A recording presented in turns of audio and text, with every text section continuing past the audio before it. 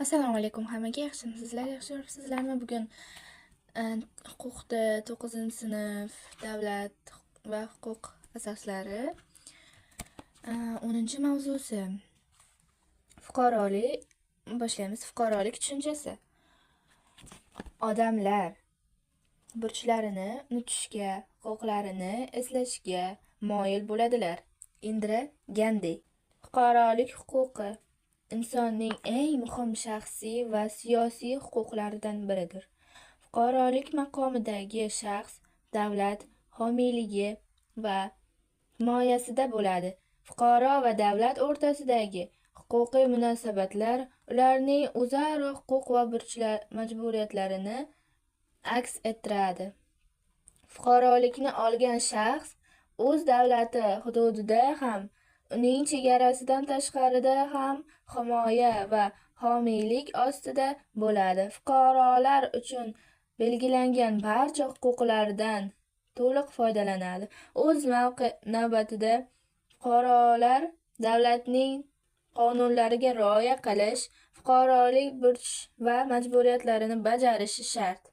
Fuqaro nafaqat hokimiyat organlariga o'z vakilini saylash, balki ushbu organlarda o'z saylanish huquqiga ham ega bo'lishi mumkin. Fuqaroligi bo'lmagan shaxs bunday huquqqa ega emas.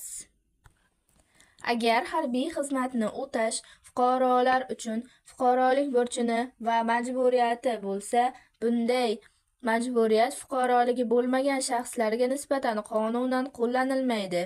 Fuqaroligi bo'lmagan shaxslar partiyalarga a'zo bo'lishadi. Davlat organlarida rahbarlik lavozimini egallashi, saylovda qatnashishi mumkin emas. Ammo bu qonun fuqaroligi bo'lmagan shaxslarning huquqlarini buzadi va ularni kamsitadi degani emas. Fuqarolar va fuqaroligi bo'lmagan shaxslar huquqlaridagi bunday tafovut taxminan tarixan rivojlangan bo'lib, u barcha davlatlar qonunlariga xosdir. Chet el fuqarolari va fuqaroligi bo'lmagan shaxslar apatridlar deyiladi.